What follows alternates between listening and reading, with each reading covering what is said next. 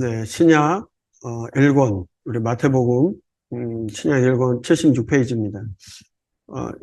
우리가 사복음서에 대한 개관은 교재 70에서 75페이지까지 있는데요. 복음서 개관은 여러분들 한번 참고하셔서 보시면 좋을 것 같고요.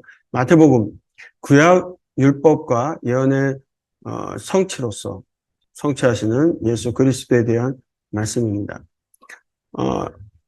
카타 마타티오, 마태에 의한 복음이죠. 네.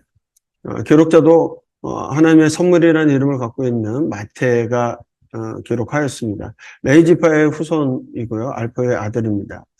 예수님의 제자이자 또 사도이고 세리라는 직업의 특성상 기록하고 분류하고 보관하는 그런 일들을 잘했던 것으로 보여집니다. 그래서 마태복음의 특징 가운데 예수님의 생애와 가르침을 주제별로 분류해서 정리한 것도 이 세례의 특징을 갖고 있는 것으로 볼 수 있고요.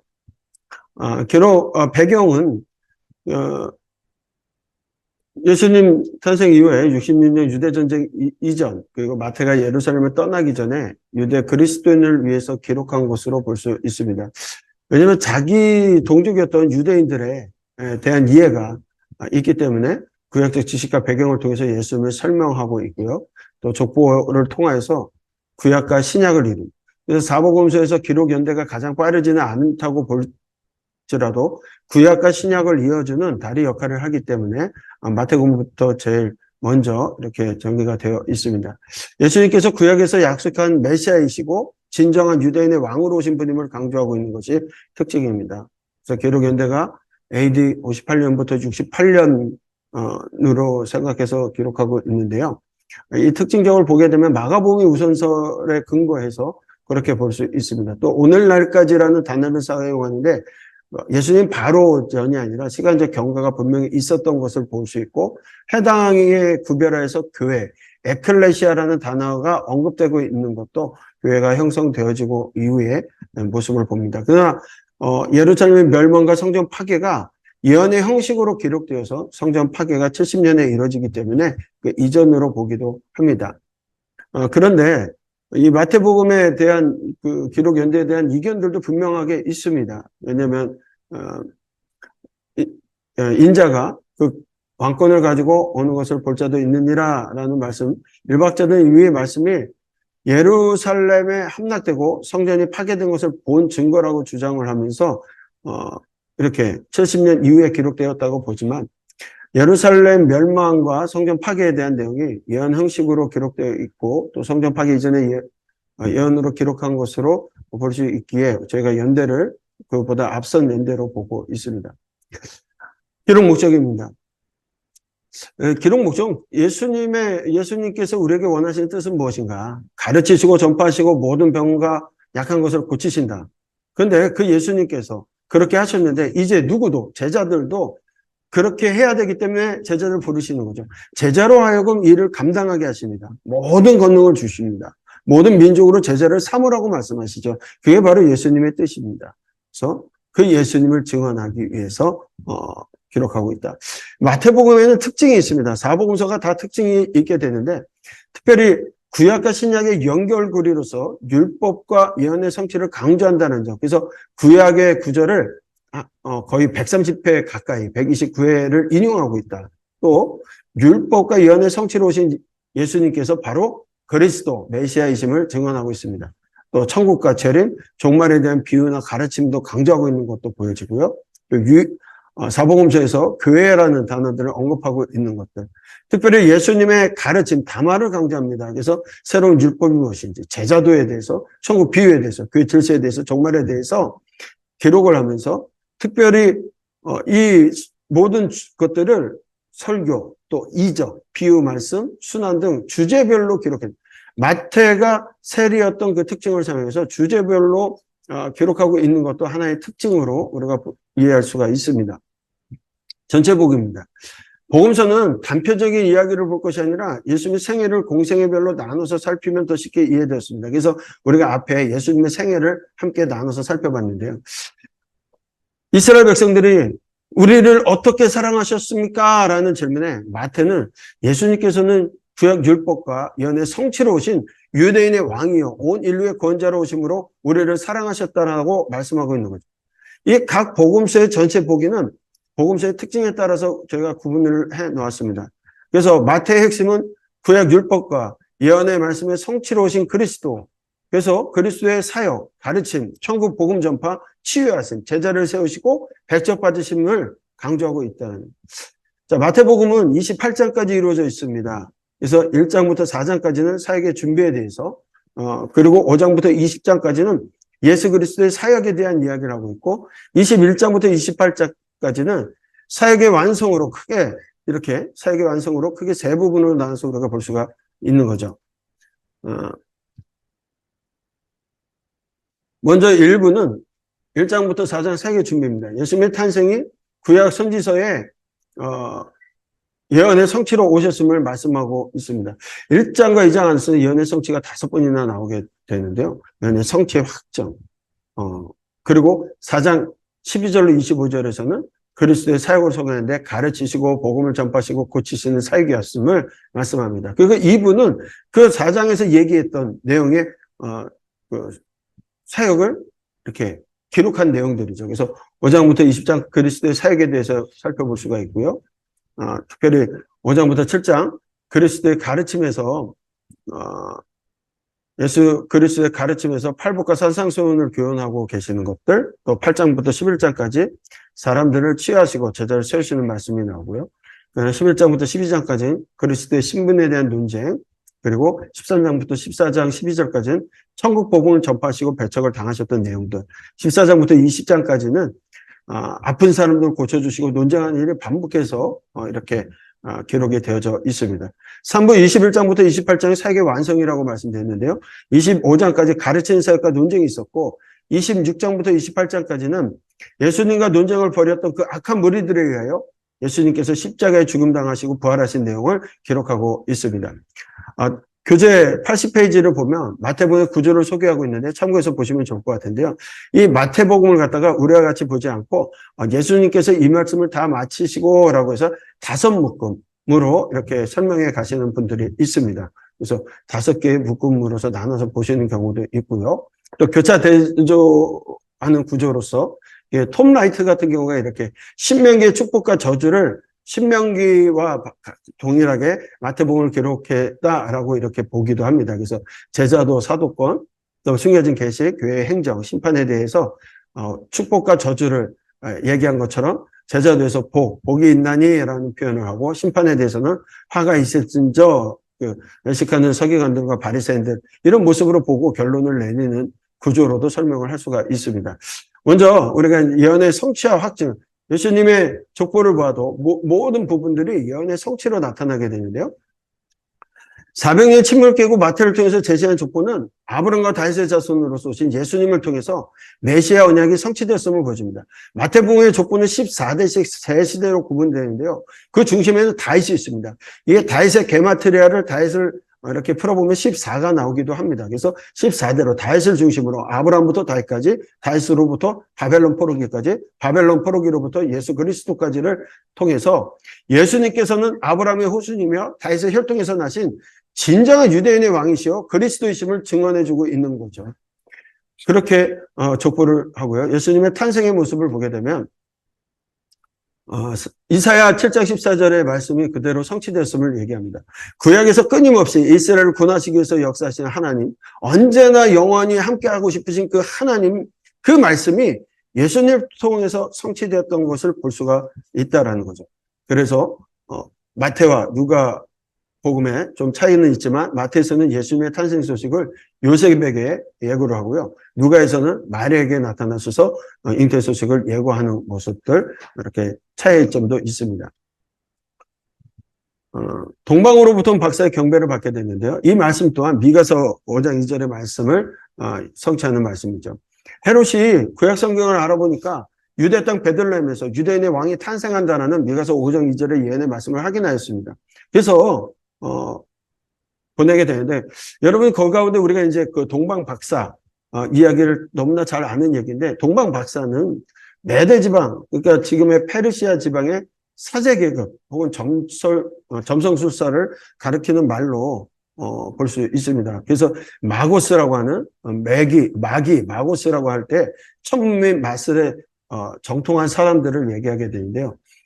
그 사람들이 몇 명이 어느 나라에서 왔냐 이렇게 얘기할 때 그들을 가지고 온 예물로 보아 아라비아라고 하는 설도 초대 교부들이 많이 주장을 했고요. 또 그들의 계급으로 보아서 점성하게 본거지였던 바벨론이라고 하는 설도 있고요. 바사라는 설도 있습니다. 그리스의 역사였던 헤로도토스의 기록에 의하면 동방박사들은 메대 사람으로 또 그렇게 보게 됩니다. 또 바벨론의 갈대아 사람으로 알려져 있죠. 그렇게 이야기하고요. 그들이 유대로 말하면 레인에 해당하는 사람들로서 점성하게 정통하고 꿈을 해석하기도 하고 점을 치기도 했던 사람들이다. 그리고 또 우리가 잘 아는 것처럼 동방박사 세 사람, 찬송가에서도 나왔기 때문에 그러나 동방박사 세 사람이라고 확정할 수 없는 것이 드린 예물이 세계에서 세 사람이라고 하는 설이 있습니다. 또 12명 정도가 왔다는 설도 있고요.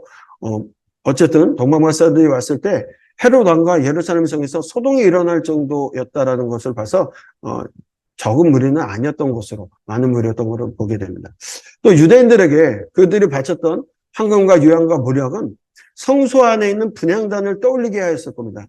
마태가 동방의 박사들이 예수님께 드리는 선물을 분향단과 관련한 황금, 유향, 무력이라고 기록한 것을 통해서 아마도 이 태어나신 아기 바로 이 예수님께서 이 세상에 제사함을 가져오시는 분이라는 것을 드러내려는 의도가 더 있었지 않았나. 그래서 이사야 60장 1절로 6절의 성취의 말씀으로써 예수님께서 이 세상에 죄를 사하시는 분이라는 것을 알려줍니다.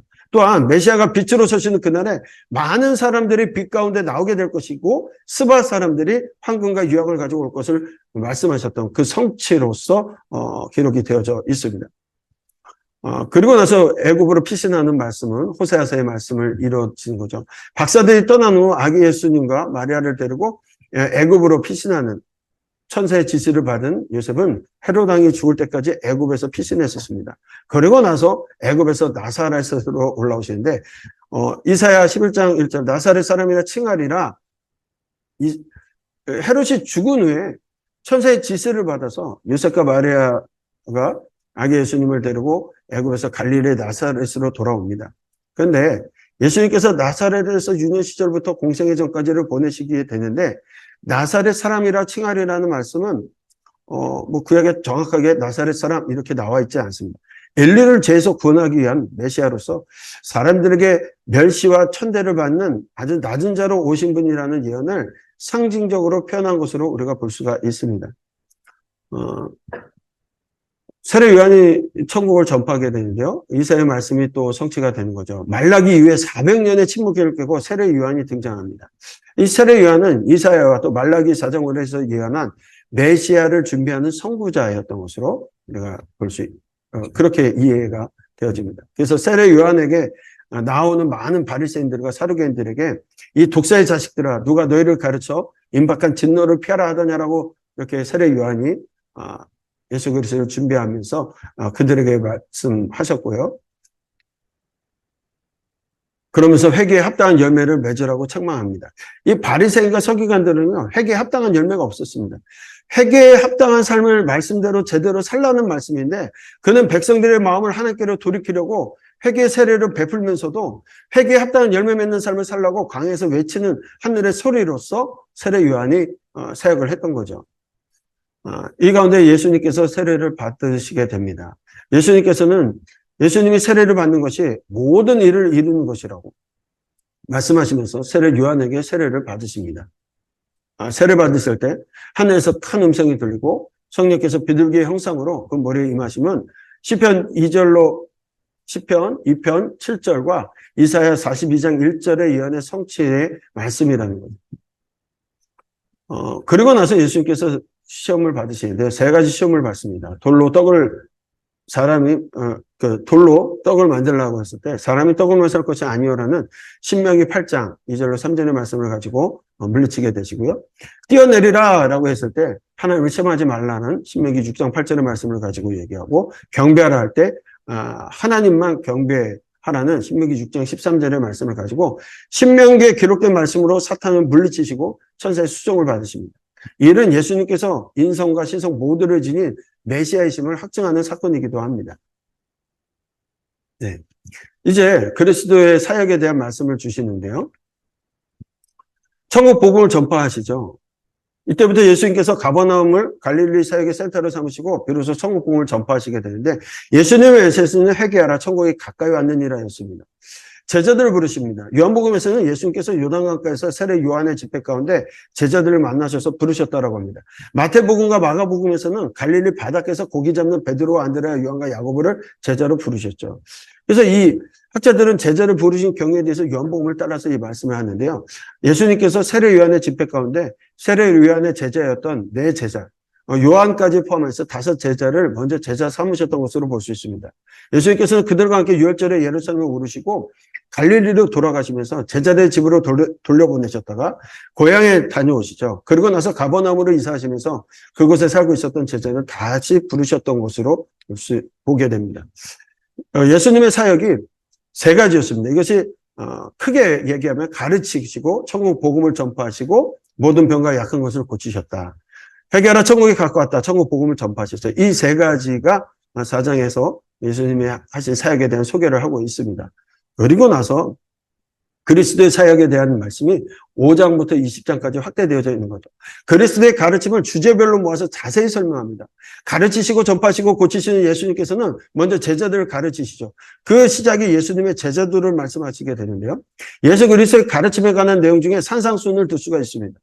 5장부터 7장까지 예수님이 가르치신 산상수훈은 예수님께서 율법이나 선지자를 폐하러 오신 것이 아니라 완전하게 하려 하심이라고 선포하시며 율법의 형식이 아닌 내적인 의를 강조하시는 말씀을 주시죠. 먼저 팔복이라고 말하는 8가지 삶의 자세를 말씀합니다.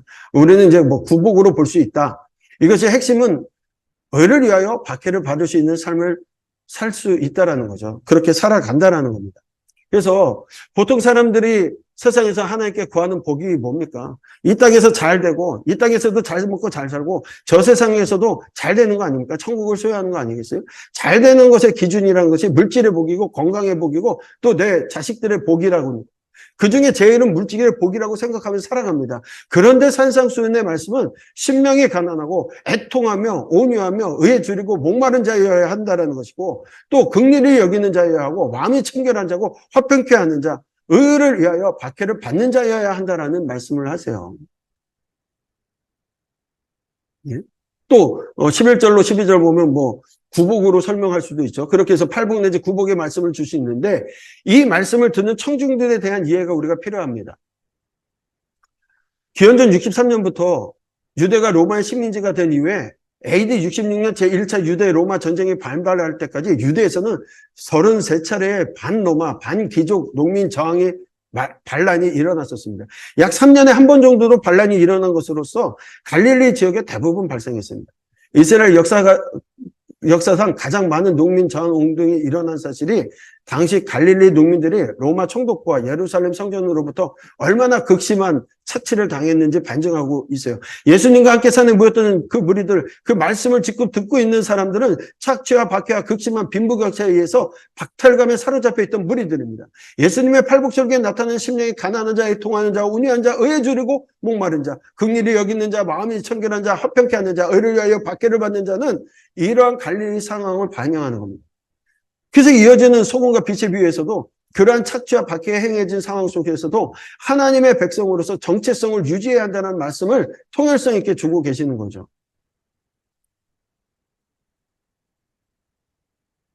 그래서 소금과 빛의 역할에 대한 말씀을 할 때도 핍박당하고 욕당하고 있는 그들에게 너희는 소금이요 빛이라고 강조하십니다. 예수님께서 세상, 땅의 소금이라고 한 이유는 이스라엘의 주요 소금이 암염이었기 때문입니다. 우리가 지금 먹고 있는 바다에서 나오는 그 해양수로 만드는 것이 아니라 돌 안에 있는 소금, 짠맛이었기 때문입니다. 이 비유의 말씀은 세상에서 소금의 역할을 감당하라는 말씀보다는 소금의 정체성을 지킬 것을 요구하시는 거예요.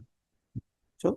그래서 암염이기 때문에 그들이 소금의 맛을 없으면 길에다 진짜 뿌려가지고 밟고 다니는 그런 모습 밟힐 뿐이다 이런 얘기를 하는 거거든요. 이는 앞에 팔복의 배경에서 비춰볼 때 고난과 박해 상황 속에서도 하나님의 백성으로 정체성을 지켜나갈 것을 요구하시는 겁니다. 나아가 정체성을 지키지 못할 때 땅에 버려지게 될 것이라는 경고의 말씀이시기도 하죠.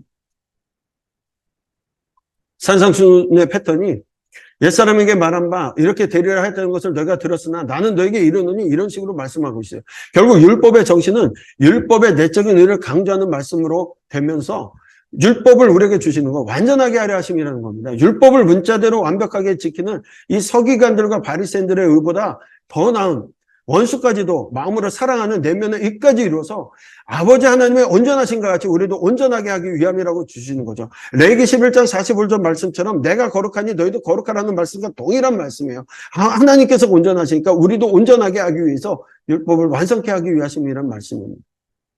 생활과 관련된 구제나 금식이나 재물과 비판에 대한 말씀을 주는데 겉으로만 믿는 척하지 말고 마음을 다해서 율법대로 생활과 연관된 의에 대한 가르침을 주세요. 구제에 인색하지 말고 올바른 기도하고 올바른 금식을 하고 보물을 쌓아두지 말고 남을 비판하지 말라. 천국에 들어가려면 좁은 문으로 들어가라는 등의 실제적인 삶의 실제적인 상황 속에 이렇게 살라는 말씀을 주고 계십니다. 그중에 특히 남에게 대접하고자 하는 대로 남을 대접하여 살라는 말씀은 율법과 선지자의 가르침과 동일한 가르침이니 이렇게 살라는 말씀이죠. 우리가 보통 이 말씀을 가지고 황금률이라고 하는데요. 이 17세기 때부터 황금률이라는 표현이 사용되어져서 누구도 막 그렇게 얘기를 합니다. 근데 그 기원이 정확하지는 않지만 3세기 로마 황제 세베루스 알렉산데르가 이 문장을 금으로 써서 거실 벽에 붙인 데서 유래한 것으로 알려져 있습니다. 성경에는 황금률이 없습니다. 황금률이라고 한다면 성경 전체의 말씀이 다 황금률이죠. 가장 중요한 말씀이죠. 살아가는 진리의 말씀이죠. 그러므로 누구든지 주여 주여 하는 말하는 사람마다 이 천국에 대한 말씀을 하면서 살면서 열매로 하나님의 말씀대로 하나님의 뜻대로 사는 사람, 그 열매가 있는 사람이 천국에 들어간다라는 거예요. 주여 주여 한다고 해서 천국에 들어가는 것이 아니라 하나님의 뜻을 따라 살아가는 사람은 열매가 있는 사람, 지혜로운 사람이라는 겁니다. 예수님께서 가르쳐 주신 말씀을 행하라는 말씀을 강조하고 계십니다. 8장부터 11장 치유하신과 제자를 세우시는데요. 이 내용을 보면요. 각종 병을 고치심, 이적이 나타나고 나면요. 그 다음에 가르치심을 주세요. 또 이적이 나타나면 가르치심을 주시고 이적이 나타나면 가르침. 결국 이적은 하나님 기적을 통해서 무엇? 하나님 누구신지를 나타내고 예수님이 누구신지를 나타내고 어떻게 살아야 되는지를 가르쳐 주시는 것이 반복적으로 나타나고 있다는 거예요. 8장부터 11장은 그리스도의 사역을 주제별로 모아서 설명하고 있습니다. 특별히 8장부터 9장은 각종 병을 고치시고 이적을 행하시고 가르치시는 패턴이 반복돼서 기록됩니다. 대중들에게 가르치시고 이적 행하시고 제자들에게 이적 행하시고 또 따로 가르치시고 이러한 이적과 가르치심의 사역을 통해서 예수님께서 구약 예언의 약속대로 오신 그리스도 있음을 증거하고 있는 겁니다. 그리고 이 예수님의 사역을 12 제자를 세우셔서 파송하셔서 사역을 감당케 하시는 거죠. 각종 병을 고치십니다. 말씀을 성취하는 내용들, 나병환자를 고치시고 백부장의 하인을 고치시고 베드로의 장모 열병을 고치시는 사건, 귀신 들린 자들을 병자를 고치시고 풍랑을 장장케 하시고 가다라 지방에 귀신 들린 두 사람을 고치신 사건들, 중풍병자를 고치시고 마태를 또 부르시고 한 관리의 딸과 혈루병 앓는 여인을 고치시고 두 맹인을 고치시고 귀신 들려 말 못하는 자를 고치신 이 수많은 사역들, 이것을 통하여서 주님이 보여주시는 것들, 모세와 같이 권위 있는 말씀을 가르치는 것뿐만 아니라 천국 복음을 전파하시고 무리를 불쌍히 여기시고 예수님께서는 유대인이나 이방인이나 차별 없이 모든 질병을 고쳐주시는 것을 우리가 통해서 볼 수가 있습니다.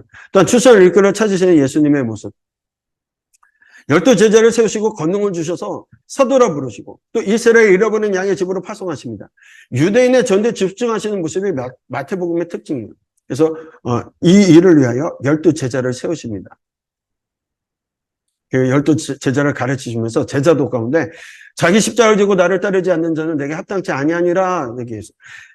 자기 십자가를 지고 나를 따르라. 자기 십자가가 뭡니까? 예수님께서 말씀하시는 십자가는 죽음이에요. 당시의 십자가는 죽음입니다. 죽음을 각오하고 이미 나는 살아있는 존재가 아니라 죽은 존재로서 주님을 따라가는 거죠. 그러니 우리에게 무슨 생명을 살 권리가 있겠어요. 이어서 그리스도의 신분에 대한 논쟁이 있습니다. 세례 요한의 질문이 있게 되는데요. 세례 요한이 감옥에 있으면서 그의 제자를 보내서 예수님께서 오실 그 메시아냐고 질문합니다. 예수님이 대답하시죠. 구약 선지자의 율법은 세례 요한 때까지이며 이제 예수님으로부터 새롭게 열게 될 새 시대, 메시아 시대가 도래했음을 선포합니다. 결국 이사야 말씀이 성취되었음과 말라기 4장 5절을 통해서 보내시기로 약속한 엘리야가 세례 요한이었음을 밝혀 알려주십니다. 제자들이 안식일에 이삭을 잘라 먹은 일을 통해서 바리새인들과의 안식일 논쟁이 또 벌어지게 되는데요. 예수님께서 그 안식일의 주인이심을 밝히시고 이에 해당해서 손마른 자를 고치심으로 바리새인들이 예수님을 죽이기자 의논하는 내용들이 되어지게 됩니다. 예수님이 권능과 바알세불에 대한 말씀을 줄 때 이 말씀이 있어요. 성령을 모독하는 건 사심을 얻지 못한다고 말씀합니다.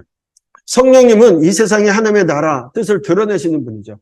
그러면 성령 모독은 하나님의 나라 뜻이 드러나지 못하도록 하는 겁니다. 이런 경우에 사심을 얻지 못한다고 말씀하세요. 이 말씀이 주어진 대상이 그리스도인이 아닙니다. 믿음에 도로지 않은 사람들, 예수님을 거부하는 사람이며 반대자들이에요. 성령을 모독하는 것은 예수님이 베푼 기적과 행위를 마귀에게 유대하는 것이라고 여기는 그런 사람들, 성령을 모독하는 것은 그리스도를 믿지 않는 겁니다.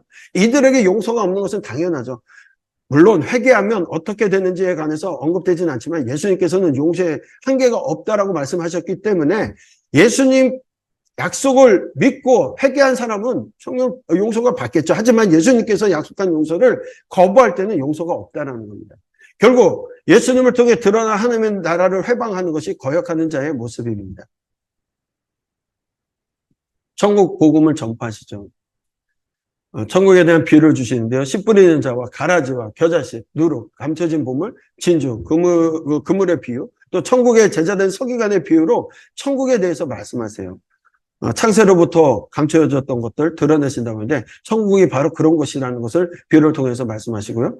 고향에 오셔서 회당에서 말씀을 가르치셨지만 고향 사람들은 예수님을 배척하고 능력을 많이 행치 않으시고 고향을 떠나서 가버나움으로 이사하시게 되고 가버나움이 이제 선교의 기지가 되어지게 됩니다.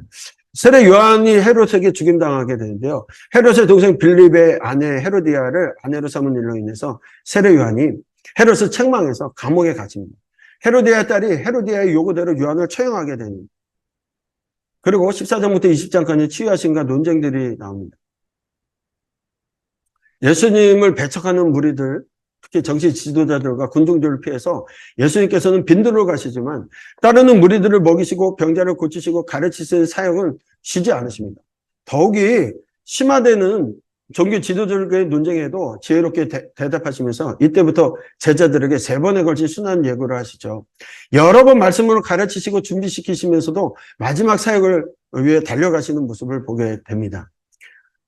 특별히 예수님께서 먼저 12제자를 통해서 나가는 것이 이스라엘의 잃어버린 양들을 찾으러 가신다는 말씀을 주시는데요. 이스라엘의 잃어버린 양에게로 가라. 이방인보다 먼저 잃어버린 양, 선민 이스라엘을 구원받기를 원하시는 예수님의 마음이 묻어져 있습니다. 그럼에도 두라 시돈 지방의 가나안 여자의 믿음을 통해서 흉악한 귀신들이 따로 고쳐지는 모습 속에서 이방인을 차별하지 않으시는 모습을 분명하게 보여주세요. 먼저는 선민 이스라엘을 구원받기를 원하시는 마음이 보여지는 겁니다.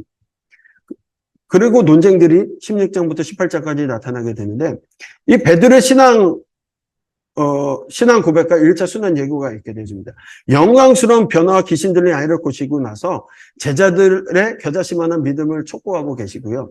2차 순환 예고 중에는 제자들이 누가 크냐라고 다툴 때 천국은 어린아이와 같이 낮추고 예수님을 영접하는 자라고 말씀하세요. 그리고 형제를 실족하게 하는 죄가 크다라고 말씀하시면서 재범한 형제를 70번씩 7번 용서하는 말씀을 통해 먼저 믿은 이스라엘 백성을 보존해 가시려는 마음 또한 담겨 있음을 볼 수가 있습니다. 베드로가 말씀하죠. 베드로가 대답하여 이르되 주는 그리스도시요 살아계신 하나님의 아들이시니 예수께서 대답하여 이르시되 바요나 시몬아 내가 복이 있도다. 이를 내게 알게 하니는 혈육이 아니요 하늘에 계신 내 아버지라. 가이사랴 빌립보라고 하는 이 판신전이 있었던 그곳 앞에서 주님 부르시고 그것에 대해 답하죠. 그때 제자들 가운데 믿음에 대한 얘기를 하는데 예수님께서 말씀하신 그 겨자씨만한 믿음이라는 것은 이 믿음의 양을 얘기하는 게 아니라 크기를 얘기하는 게 아니라 방향성이에요. 방향성. 내가 얼마나 믿느냐에 앞서 내가 무엇을 믿느냐가 더 중요한 부분이라는 거죠. 결국 그들에게 이 문제들을 해결되지 않았던 것은 믿음 없음이 아니라 잘못된 믿음을 갖고 있었기 때문에 역사가 일어나지 않았던 것을 볼 수가 있습니다. 형제를 실족하게 하는 자, 제가 크다라고 말씀하시면서 연자 맷돌을 메고 바다에 빠지는 만 하다고 얘기하셨는데 연자 맷돌이 바로 이런 거예요. 이거를 목에 메고 물 위에 들어가면요 절대 살아서 나올 수 있는 사람은 없습니다. 그러니까 형제를 실족해 하는 죄가 그만큼 크다. 우리의 생명을 걸 만큼 큰 거기 때문에 사랑하라고 말씀하시는 겁니다. 또한 우리가 좀 오해하는 것들이 있는데 18장 20절에 보면 두세 사람이 내 이름으로 모인 곳에, 그래서 우리가 기도, 중보기도, 뭐 예배하는 곳에 두세 사람이 모이는 곳에 예수님이 함께 하신다라고 우리가 그렇게 이해하는 요절인데, 사실은 범죄한 형제에 대한 치리, 교회의 치리에 대한 말씀 가운데 나온 말씀이에요. 그래서 마태복음 18장 15절로 20절의 말씀은 죄를 범했던 성도를 치리하는 법에서 주신 말씀이고, 두세 사람은 죄를 범한 성도에 대한 증인을 의미한 것으로 볼 수 있습니다. 그래서 두세 사람이 내 이름으로 모인 곳에는 나도 그들 중에 있느니라는 말씀은 죄인에 대한 재판이 교회 안에 열렸을 때 예수님의 이름으로 증인을 선 이들의 권위를 인정해 주겠다는 의미고, 결국 더 나아가서는 교회의 결정에 대해서 예수님께서 그 권위를 인정하신다는 말씀으로 우리가 해석해야 합니다. 3번, 예루살렘 도상에서 가르치게 되는데요. 그 중에 포도 품꾼에 비해서는 나중된 자가 먼저 되고 먼저 된 자가 나중된다는 말씀을 통하여서 그런 말씀을 주시고요. 그리고 나서 예수님께서 죽음과 부활에 대한 세 번째 예고를 하십니다.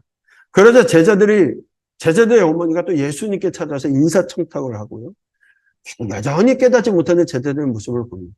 그러나 오히려 앞을 보지 못하는 소경 두 사람은 예수님께서 고쳐주셨을 때 예수님을 따르게 되죠. 정말 제자들이 눈 뜬 소경만도 안 되게 예수님의 말씀을 가르치시고 함께 하심에도 불구하고 깨닫지 못하고 있는 모습을 보게 됩니다. 그러면 이제 21장부터 28장 마지막 세계의 완성, 예루살렘에 입성하시는 모습부터 나타나게 됩니다. 예루살렘에 입성하시고요. 성전 입성하셔서 성전을 깨끗게 하시는 일들이 있었습니다. 성전 정화일로 대제사장과 장로들이 예수님에게 무슨 권위로 이런 일을 하냐고 따져 물게 되죠. 그때 예수님은 오히려 질문하세요. 요한의 세례가 어디로부터 왔냐라고 대질문합니다. 그때 그들은 대답을 하지 않습니다. 왜냐하면 세례 요한도 예수님도 믿지 않는 마음이 그들에게 있었던 것이 들켰기 때문이죠. 예수님께서 이 두 아들과 악한 농부의 비유를 통해서 유대인들, 대제사장들과 백성의 장로들에게 하나님의 나라를 너희는 빼앗기고 그 나라를 열매 맺는 백성이 받을 것이라고 말씀하세요. 천국이 유대인에게서 이방인에게 옮겨갈 것을 말씀합니다. 그들은 지옥의 땔감 정도로 여기는 그 이방인들에게 그 천국의 소유권이 주어진다고 할 때 예수님을 잡고 죽이고자 하나 무리를 두려워해서 그러지 못했던 모습이 보여지게 되고요. 그리고 율법 중에 어느 계명이 가장 크냐는 바리새인들의 질문에 하나님을 사랑하고 이웃을 사랑하는 이 두 계명이 온 율법과 선지자의 가르침이다. 구약을 통해서 주신 말씀 전체가 바로 그것이다라고 예수님 말씀하십니다. 또 서기관들과 바리새인을 꾸짖게 되는 가운데 무리와 제자들의 만만하고 행함이 없는 서기관들과 바리새인들의 위선과 외식을 본받지 말라고 경고하시죠. 그리고 예루살렘의 죄악을 지적하시면서 심판을 선언하시면서 탄식하시는 모습을 보게 돼요. 그 모습을 보면서 이제 성전이 무너질 것이고 재림과 종말이 있게 되는 그때 감난성 설교를 통해서 그 말씀을 줍니다. 천국 복음이 온 세상에 전파될 때까지 복음을 전하라고 말씀합니다. 그때야 끝이 옵니다. 열천의 비를 통해서 준비하고 깨어있으라 말씀하시고 달란트 비를 통해서 주께서 맡겨주신 일을 충성한 자가 천국에 들어간다는 것, 양과 염소의 비를 통해서 예수님 명하신 말씀에 순종한 사람과 말씀대로 행하지 않는 자를 분명하게 구분하여 말씀대로 살라라고 말씀하고 있습니다. 내가 굶주렸을 때 먹을 것을 주었고 다쳤을 때 나를 돌봐줬고 목마를 때 마실 것을 줬다라고 할 때 우리가 언제 그랬습니까? 예수님께서 다른 편에 있는 사람들에게 그렇게 하지 않았다라고 말씀하시면서 가난한 자에게 한 것이 곧 나에게 한 것이요 가난한 자에게 하지 않은 것이 곧 나에게 하지 않은 것이라는 말씀도 주셔요. 그리고 마지막 십자가의 고난과 부활의 모습, 예수님의 마지막 사역이 십자가 사역에서 그 절정을 이루게 됩니다. 예수 그리스도께서는 죄인들을 위해 기꺼이 목숨을 버리셨어요. 그리고 부활로 예수님께서 하나님의 아들 그리스도임을 증명합니다. 유월절이 다가왔습니다. 예수님의 3년의 공생애가 마치고 마지막 유월절에 예수님께서 온 세상의 죄를 대속하기 위해서 유월절 어린 양으로 예루살렘 성문 밖 십자가를 치시게 됩니다. 대제사장과 백성의 장로들이 예수님을 죽일 음모를 꾸미게 되고 거기서 예수님의 제자 가룟 유다가 동참하게 됩니다. 가룟 유다는 은삼십에 예수님을 대제사장에게 넘겨줄 기회를 찾다가 결국 예수님을 넘기게 되는 상황. 예수님이 제자들과 최후의 만찬을 나누시면서 성만찬을 제정해 주시죠. 그리고 겟세마네 동산에서 예수님이 체포되실 때 예수님께서 겟세마네 동산에서 기도하며 제자들과 함께 기도하라고 할 때 예수님의 괴로움은 죽음에 대한 인간적인 두려움이다. 이렇게 보시면 안 돼요. 우리가 앞에서도 얘기했지만 세상 사람들도, 아니, 과거의 사람들도 하나님을 위하여 생명을 값없이 던진 사람들도 있어요. 근데 예수님의 그 괴로움, 죽게 되기까지 고통하고 슬퍼하셨던 것은 뭐였을까? 바로 예수님을 영접하면 되는 그 백성들이 예수님을 죽음으로 이끌어가는 그 모습을 통해서 그 방법으로만 이루어질 수밖에 없는 그 마음에 예수님이 괴로워하신 것은 아닌가. 그런데도 제자들은 깨어있지 못합니다. 예수님께서 이들에게 깨어있으라고 말씀하시면 결국 예수님 유대 배반으로 인해 체포되고요. 불공정한 재판을 통하여서 빌라도 총독에게 넘겨지고 신성 모독죄를 지었다고 해서 사형을 선고받고 돌아가시게 되죠. 예수님의 육체가 찢어짐으로 거룩하신 하나님과의 죄를 지은 사람들 사이를 가로막고 있던 죄의 담이 무너지게 됩니다. 예수님이 십자가에 죽으신 사건은 사역의 실패가 아니라 사역의 완성이셨죠. 이것이 바로 마태복음에서 이야기하는 예수님의 말씀이 있는 거죠. 요셉이 무덤에 장사되었던 사람들이 세마포에 쌓여서 발 속에 판 자기 무덤에 넣고 큰 돌을 굴려서 무덤문을 막아놓았던 이 모든 것조차도 구약의 예언의 성취의 말씀으로 이루어지는 말씀들입니다. 네. 예, 무덤을 지키던 경비관의 얘기들, 또 부활하신 소식을 듣게 됩니다. 이 무덤을 지키던 경비병들이 지키게 하는 경비병의 이야기와 무덤을 지키던 경비병의 보고는 마태복음에만 나오죠. 이 무덤을 지킨 이 경비병들이 오히려 예수님의 부활의 확실함을 증명해주는 모습을 보게 되고요. 11제자 예수님이 지시하셨던 갈릴리 산으로 부활하신 예수님을 만나 경배하지만 아직도 의심하는 사람들도 있었습니다. 그러나 그들에게 예수님께서 대사명의 위임을 주시죠. 너는 가라, 제자를 삼으라, 모든 족속을 통하여서 세례를 베풀라, 아버지, 아들과 성령의 이름으로 가르쳐 지키게 해라. 예수님께서 분부한 모든 것을 그렇게 하라고, 그럴 때 예수님께서 세상 끝날까지 함께 하시겠다라고 약속을 주시는 겁니다. 마태복음은 구약 율법과 예언을 성취하신 예수님의 행적을 갈릴리에서 제자들에게 사명을 주시는 것으로 마무리가 됩니다. 그래서 마태복음의 처음과 끝은 우리 함께 하신 하나님, 임마누엘 하나님에 대해서 언급합니다. 인간의 몸으로 이 땅에 오셔서 사람들과 함께 하신 예수님께서 이 땅에서 모든 사역을 마치시고 제자들에게 세상 끝날까지 항상 함께 하시겠다라고 약속하세요. 제자들에게 주신 사명, 우리에게 주시는 거죠. 가라, 제자를 삼으라, 세례를 베풀라, 가르쳐 지키게 하라, 생명을 다하는 날까지 이 사명을 잘 감당하는 우리 모두가 되기를 소망합니다.